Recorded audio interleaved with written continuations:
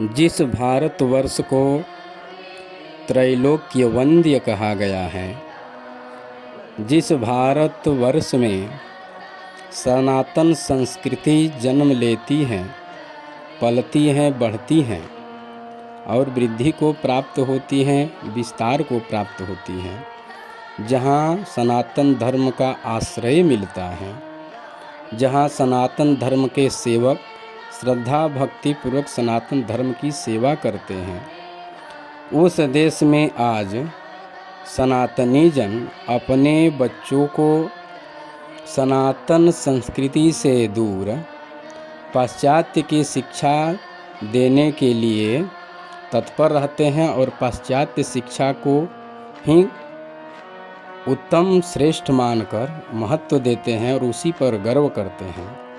उसी भारत देश में विधर्मियों ने अपने बच्चों को इस प्रकार की शिक्षा देते हैं जिससे कि सनातन धर्म को गहरा आघात किया जा सके, सनातनी अल्पसंख्यक हो जाएं, विधर्मी इस देश में अधिक से अधिक बढ़ें, जिससे सनातन धर्म को शासित किया जाए, सनातन धर्म को नष्ट किया जाए, सनातन धर्म को विनष्ट करके अपनी विधर्मी आसुरी सत्ता को स्थापित किया जाए। उस देश में सनातनी अपने बच्चों को सनातनी शिक्षा देने से विमुख हो रहे हैं। निश्चित ही सनातनी के धर्म विमुख होने के कारण हमारा सनातन कमज़ोर दुर्बल पड़ सकता है। वैसे सनातन का कभी नाश नहीं होता, आदि से अंत तक निरंतर रहता है, सदा रहता है।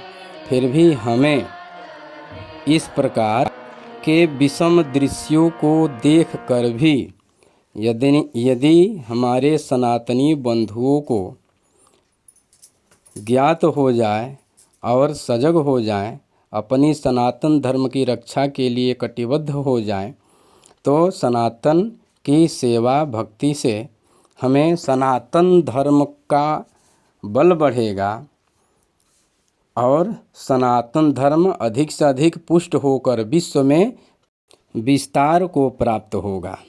हमारा सनातन धर्म जितना ही विस्तृत होगा, जितना ही समृद्ध होगा, उतने हम सक्षम होंगे।